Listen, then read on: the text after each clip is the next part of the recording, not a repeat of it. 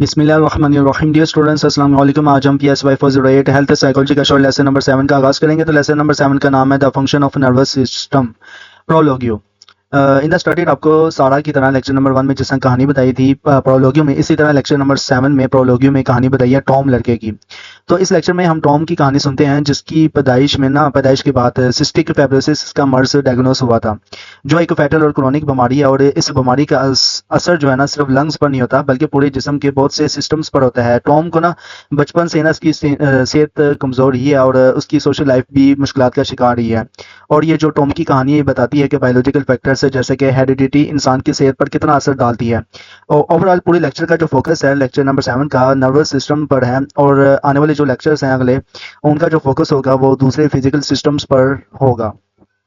तो अच्छा, ये जो जितनी भी कहानी थी मैंने आपको बता दी उसकी समरी। और इसमें सिस्टिक फाइब्रोसिस जो है ना, ये पेपर पॉइंट ऑफ व्यू से इंपॉर्टेंट है, आपसे पूछा जा सकता है ओवरऑल। और अब आते हैं द नर्वस सिस्टम की तरफ। How the nervous system works. तो नर्वस सिस्टम से किस तरह से काम करता है। नर्वस सिस्टम जो है ना हमारे जिस्म का वो सिस्टम है जो हमारे बिहेवियर्स को कंट्रोल करता है और इन्वायरमेंट में जो चेंजेस होती है ना उनका रिस्पॉन्स देता है। ये सिस्टम सेंसरी ऑर्गन्स, आंख, नाक, कान वगैरह के जरिए ना इन्फॉर्मेशन लेता है और हमारी मसल्स और ऑर्गन्स को ना इंस्ट्रक्शंस देता है कि किस तरह से रिएक्ट करना है। ब्रेन इस सिस्टम का हिस्सा है जो सिर्फ इन्फॉर्मेशन को प्रोसेस और स्टोर नहीं करता, बल्कि थिंकिंग, रीजनिंग और क्रिएशंस को भी मैनेज करता है। न्यूरॉन्स के रोल्स की बात करें तो ओवरऑल इस पैराग्राफ में और नीचे वाला जो से डायग्राम के जो नीचे वाला पैराग्राफ है इसमें बताया गया है कि नर्वस सिस्टम में ना बिलियंस ऑफ न्यूरॉन्स होते हैं जो स्पेशलाइज्ड नर्व सेल्स हैं और कमांड्स प्रोवाइड करते हैं। न्यूरॉन्स का एक सेल बॉडी होता है जिससे डेंड्राइट्स निकलते हैं। तो ये देख लीजिए सेल बॉडी है और ये डेंड्राइट्स निकल रहे हैं छोटी छोटी, और डेंड्राइट्स मैसेज को रिसीव करती हैं और फिर ये मैसेज एक सिलेंडर प्रोजेक्शन से जैसे जिसको एक्सोन कहते हैं की तरफ जाता है। तो ये एक्सोन है और यहाँ देख लें सिलेंडर निकल रहा है, सिलेंडर नुमा, ठीक है। तो जिसको एक्सोन कहते हैं ना के जरिए ना आगे ये जाती है सारी मैसेजेस वगैरह। एक्सोन के ना एंड पर, ये एक्सोन का एंड आ गया। एक्सोन के एंड पर ना साइनेप्टिक नोब्स होती हैं जो दूसरे न्यूरॉन से साइनैप्स एक फ्लूइड फिल्ड गैप के जरिए ना कनेक्ट होती है। तो ये छोटी छोटी जो साइनेप्टिक जो नोब्स हैं ये अगले इसी तरह के न्यूरॉन्स होगा ना उसके साथ ना इसी तरह अटैच होंगी, लेकिन इसके दरमियान फ्लूइड होगा, ठीक है। फ्लूइड फिल्ड गैप के जरिए ना वो कनेक्ट होती हैं। उसके बाद है development of the nervous system के बारे में बताया गया है इन यहाँ पे इस पैराग्राफ में। तो जब बेबी पैदा होता है, बच्चा पैदा होता है ना, तो उसका नर्वस सिस्टम बेसिक स्ट्रक्चर बना लेता है, लेकिन ब्रेन अभी मेच्योर नहीं होता। न्यू बॉर्न बेबी मतलब नया पैदा होने वाला जो बच्चा होता है ना, उसके ब्रेन का सिर्फ 25% वेट होता है जो अडल्टहुड तक डेवलप होता रहता है। ब्रेन ग्रोथ मेनली ना माइलिन और गिलियन सेल्स की वजह से होती है। माइलिन एक वाइट फैटी सब्सटेंस है जो एक्सोन को कवर करती है और नर्व इंपल्स को फास्ट और प्रोटेक्टेड बनाती है। और माइलिन शीट की जो इंपॉर्टेंस है वो इस पैराग्राफ में बताई गई है। माइलिन शीट की इंपॉर्टेंस मल्टीपल स्क्लेरोसिस जैसे डिजीजेस में समझी जा सकती है, जहां ये शीट डिग्रेड होती है और नर्व डैमेज होती है। इसका रिजल्ट मसल्स और वीकनेस और कोऑर्डिनेशन की कमी की वजह से भी होता है। और अर्ली डेवलपमेंट और माइलिन ग्रोथ के हवाले से इस पैराग्राफ में बताया गया है बच्चे के ग्रोथ के दौरान ना माइलिन ग्रोथ पहले अपर बॉडी में होती है, मतलब कि हेड, आर्म्स, चेस्ट, और फिर नीचे की तरफ होती है, मतलब कि लेग्स, फीट वगैरह। तो ये सीक्वेंस मोटर डेवलपमेंट में भी देखा जा सकता है, जहां बच्चे पहले अपने हेड और आर्म्स को ना कंट्रोल करते हैं और फिर बाकी पूरे जिस्म को। एजिंग के हवाले से बताया गया है एजिंग और ब्रेन में चेंजेस किस तरह से होती है। अर्ली अडल्टहुड के बाद ना ब्रेन का वेट धीरे धीरे कम होता है और साइनेप्सिस में ना चेंजेस होती हैं। ये चेंजेस मेंटल और फिजिकल फंक्शंस पर असर डालती हैं और 50-60 साल की एज के बाद ना नोटिसेबल होती हैं। नर्वस सिस्टम के ना दो मेजर डिविजन्स में डिवाइड किया गया है। सबसे पहले सेंट्रल नर्वस सिस्टम, इसमें ना ब्रेन और स्पाइनल कोड आता है। और पेरिफेरल नर्वस सिस्टम, ये न्यूरॉन्स का नेटवर्क है जो पूरे जिस्म में होता है। इसके अलावा इन डिविजन्स के नीचे ना और भी लोअर डिविजन्स हैं और स्ट्रक्चर्स हैं जो मिलकर ना इस पूरे सिस्टम को ना मैनेज करती हैं। ये सिस्टम बहुत कम्प्लेक्स है और हमारी बॉडी का हर हिस्सा को कनेक्ट करता है ताकि हम एफिशिएंटली ना फंक्शन कर सकें। द सेंट्रल नर्वस सिस्टम, इसमें बताया गया कि इंसान के ना ब्रेन और स्पाइनल कॉर्ड जिंदगी के शुरुआती जिंदगी को ना मेच्योरिटी की तरफ बढ़ा होता है। मिसाल के तौर पर जब एक बच्चा 2 साल का होता है ना, तो उसका ब्रेन अपने अडल्टहुड वेट में ना उसका जो अडल्टहुड में ना उसका जो वेट होता है वो 75% हो जाता है। और 5 साल में 90 परसेंट हो जाता है और 10 साल की ज़िंदगी में उसका जो है वो 95% हो जाता है। और ये जो था 1978 और 1970 में ना टैनर की रिसर्च में ये साबित हुआ है। ब्रेन को ना तीन हिस्सों में तकसीम किया जा सकता है, फोरब्रेन, सेरिबेलम और ब्रेन स्टेम। हर हिस्सा अलग फंक्शंस परफॉर्म करता है। आगे है द फोरब्रेन। द फोरब्रेन की बात करें तो फोरब्रेन का सबसे ऊपर वाला हिस्सा है। इसमें ना दो मेन सब डिविजन्स होती हैं, टेंसिपेलेंस जिसमें ना सेरिब्रम और लिम्बिक सिस्टम शामिल होता है, और डेंसिपेलेंस जिसमें थैलमस और हाइपोथैलेमस है। अपर और बाहर की तरफ के ना एरियाज में ना आमतौर पर ना परसेप्शंस, मोटर्स, फंक्शंस, लर्निंग और कंसेप्चुअल एक्टिविटीज से रिलेटेड है, जबकि सेंटर और नीचे वाली एरियाज इंटरनल और ऑटोमेटिक बॉडी फंक्शंस को कंट्रोल करती है। सेरिब्रम में ये होता है कि हमारा ब्रेन का ना सबसे बड़ा हिस्सा है और सेरिब्रल कॉर्टेक्स बाहर के लेयर्स को ना शामिल करता है। ये कॉम्प्लेक्स मोटर और मेंटल एक्टिविटीज को ना कंट्रोल करता है और पहले कुछ सालों में ना तेजी से डेवलप होता है। सेरिब्रम दो हाफ हेमिस्फीयर्स में तकसीम होता है, लेफ्ट और राइट हेमिस्फीयर्स में। हेमिस्फीयर्स की बात करें तो हेमिस्फीयर में ना सबसे पहले ये होता है कि हर हेमिस्फीयर के ना 4 लोब्स होते हैं, और जिसमें यह है कि सबसे पहले है फ्रंटल लोब्स, फिर उसके बाद है टेम्पोरल लोब और ओसिपिटल लोब और पेरिटल लोब। फ्रंटल लोब की बात करें तो ये lobe motor activity, planning, self awareness और इमोशनल से जुड़ी होती है, जुड़ी सेल्फ एक्टिविटीज में शामिल होता है। और इसका बैक पार्ट मोटर कॉर्टेक्स को कंटेन करता है, जो स्केलेटल मसल्स को कंट्रोल करता है। अगर इस एरिया को स्टिमुलेशन दी जाए तो बॉडी का कोई हिस्सा मूव कर सकता है। इंजरीज इस लोब के एरिया में ना पर्सनैलिटी और इमोशनल रिएक्शन को ना बदल सकती है। टेम्पोरल लोब की बात करें तो ये लोब सुनने, देखने और याददाश्त से ना जुड़ी होती है। इस एरिया को ना नुकसान होने से ना स्पीच की समझ और साउंड की डायरेक्शन समझने की एबिलिटी कम हो सकती है। और ये पेपर पॉइंट ऑफ व्यू से आपसे पूछा जा सकता है कि फ्रंटल लोब में अगर स्टिमुलेशन दी जाए या फिर इसकी ये किस लिए काम करता है फ्रंटल लोब, तो ये प्लानिंग एक्टिविटी है, सेल्फ अवेयरनेस। टेम्पोरल लोब जब सुनने, देखने और याददाश्त में काम से जुड़ा होता है, उसमें काम आता है। और इसके अलावा ये अगर ये डैमेज हो जाए तो साउंड और स्पीच में इंसान नहीं कर सकता। तो ये पेपर पॉइंट ऑफ व्यू से इंपोर्टेंट आपसे पूछा जा सकता है एमसीक्यू से, शॉर्ट और लॉन्ग क्वेश्चंस में। ओसिपिटल लोब की बात करें तो ये ब्रेन का ना मेन विजुअल्स एरिया, इसको नुकसान होने से ना क्या होता है कि अंधापन या ऑब्जेक्टिव्स को देखने की एबिलिटी ना खत्म हो जाती है इंसान की। उसके बाद पेरिटल लोब की बात करें तो ये body sensations, pain, cold, heart, touch, body movement से ना जुड़ी होती है। तो ये पेपर पॉइंट ऑफ व्यू से इंपॉर्टेंट है सारे लोब्स, आपसे एमसीक्यूज में लाजमी पूछा जाएगा। आगे है लिम्बिक सिस्टम की बात करें तो लिम्बिक सिस्टम से सीरबरम के ना अंदर और डाइंसिपेलेंस के ना पास होता है। ये अभी तक अच्छी तरह से समझ में नहीं आया, लेकिन इसका ना कुछ स्ट्रक्चर्स हैं जो इमोशंस, डर, गुस्से, एक्साइटमेंट्स के एक्सप्रेशंस में जुड़ी होते हैं। ये लिम्बिक सिस्टम में हेरिडिटरी फैक्टर्स के जरिए भी इमोशंस को ना अफेक्ट कर सकता है।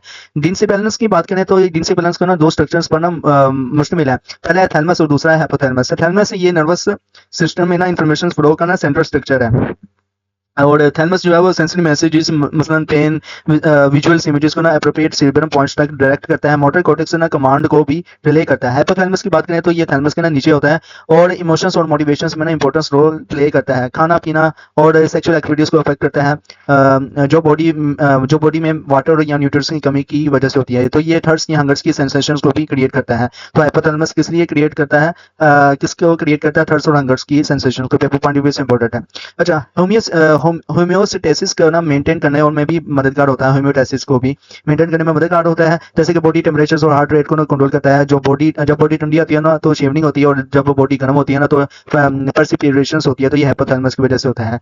और हाइपोथैलेमस का ना स्ट्रेस रिएक्शन में भी इंपॉर्टेंट रोल है। इस तरह सेंट्रल नर्वस सिस्टम हर तरह के बॉडी फंक्शंस को ना कोऑर्डिनेट करता है ताकि हमारी बॉडी सही से काम कर सके। उसके बाद है सेरिबेलम। इसकी बात करें तो सेरिबेलम ब्रेन का ना पीछे होता है, सेरिबेलम के नीचे। इसमें ना मेन फंक्शन बॉडी बैलेंस और मूवमेंट्स कोऑर्डिनेशन को ना मेंटेन करना है। ये स्ट्रक्चर मोटर कॉर्टेक्स से सेरिबेलम का हिस्सा है और बॉडी के ज्यादातर सेंसेस ऑर्गन से नर्व कनेक्शंस कर रखता है। जब सेरिबेलम स्पेसिफिक मूवमेंट इनिशिएट करता है तो सेरिबेलम हमारी एक्शंस को ना प्रिसाइज और कोऑर्डिनेशन या कोऑर्डिनेटेड बनाता है।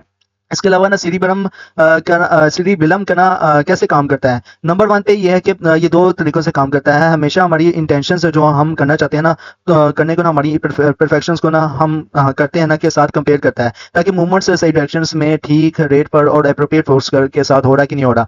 और दूसरी तरह से सीरिबेलम इस तरह से काम करेगा कि हमारी मूवमेंट्स को ना स्मूथ करता है। जब हम मूव करते हैं तो मूवमेंट्स में ना एक टेंडेंसी होती है और वो बैक और फोर्थ किस तरह से जाती है, तो उस हवाले से इस तरह से बताता है, जैसे कि ट्रेमर। और सेरिबेलम इस टेंडेंसी को ना डंप करता है। अगर सेरिबेलम को नुकसान होना तो इंसान की ना एक्शंस जड़की और कोऑर्डिनेशंस हो जाती है। इसे एंटेशिया कहते हैं। सिंपल मूवमेंट्स जैसे कि चलना या किसी ऑब्जेक्ट को टच करना मुश्किल और अनस्टेडी हो जाता है, तो ये सेरिबेलम की वजह से होता है, तो ये पेपर पॉइंट ऑफ व्यू से इंपॉर्टेंट है। द ब्रेन स्टेम्स की बात करें तो इसमें बताया गया कि ब्रेन स्टेम ब्रेन का सबसे नीचे वाला हिस्सा है जो स्पाइनल कॉर्ड के ऊपर एक अजीब शक्ल का नोब की तरह होता है। इसमें ना 4 पार्ट्स होते हैं, mid brain, pons, reticular systems और मेडुला। मिड ब्रेन की बात करें तो ये ब्रेन स्टेम के टॉप पे होता है, ये थैलेमस के साथ सीधा कनेक्ट होता है जो मैसेज को फोरब्रेन के अलग-अलग हिस्सों तक रिले करता है। ये विजुअल्स और ऑडिटरी सिस्टम से इंफॉर्मेशन रिसीव करता है और मसल्स मूवमेंट्स में इंपॉर्टेंट है।